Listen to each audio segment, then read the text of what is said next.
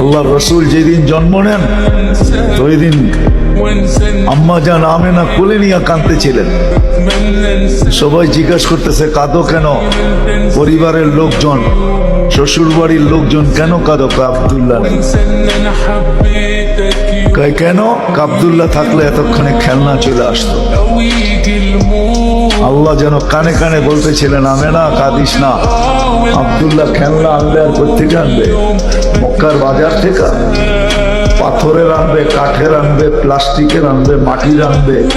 সূর্য ডুবতে দে, চাঁদকে খেলনা বানায় পাঠায় দিবে। আর ঘটছেও তাই।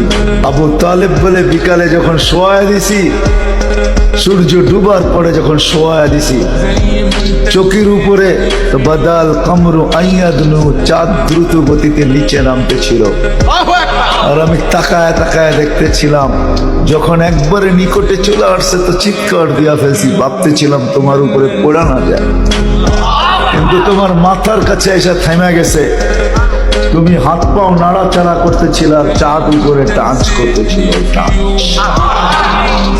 তো বলছে চাচা জানেন চাঁদ কি বলতেছিল? তা তো জানি না। বলে আন্নাল কামারা ইউকান্নিনি ওয়া ইউহাক্কিনি ওয়া ইয়ামনাউনি মিনাল বুকা। চাঁদ আমাকে ছন্দ শুনাইতেছিল, কান্না থেকে বিরত রাখতেছিল। আমি যেন না কাঁদি, কাঁদলে আম্মার কষ্ট হবে।